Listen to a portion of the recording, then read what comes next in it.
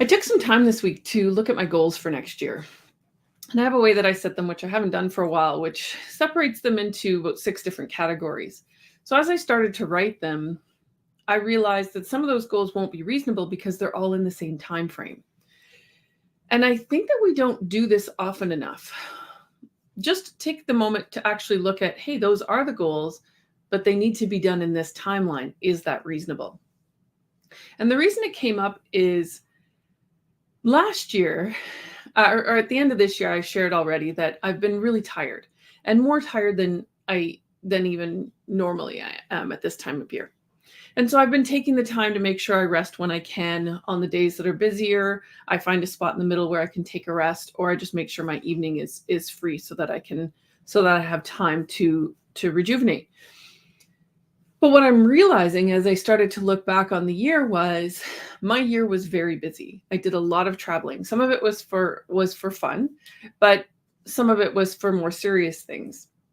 And when I started to look back at my calendar, I still use the I don't know if I can get this in here, but the old day timer.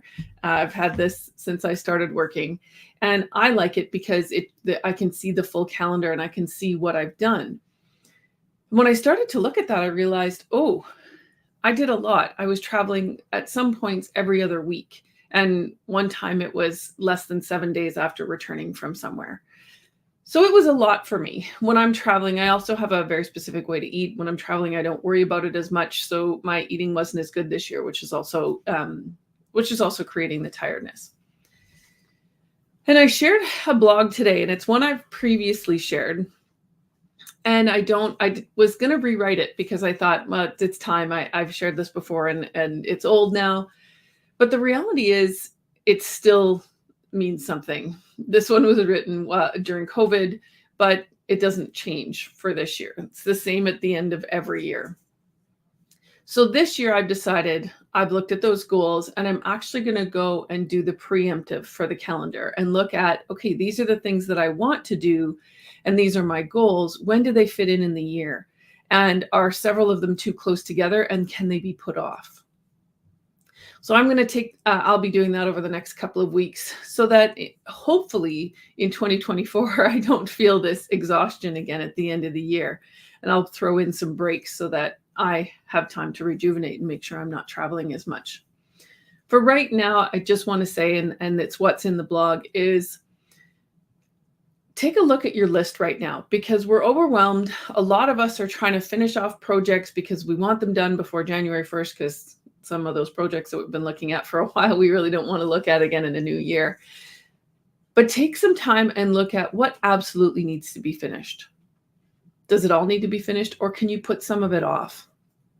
Maybe move it to another time or ask someone else for help. This is, like I said, a very busy time of year anyway, and so we need to make sure that we're taking care of ourselves. Now, it's coming on to a year since my book was launched, and so I have decided I'm going to start doing some discounts out for Leading with Ease. So take a look at that. Leading with Ease will start in February next year. I've moved it back a little because it was too difficult to start right at the beginning of the year. So we'll start it in February this year. It's that 8-week course where we go through all of the lessons from the book. And if you're looking for the book, you can get it at leadingwithease.ca. We go through all the lessons of the book. We teach the lesson. We come back and coach on your practice.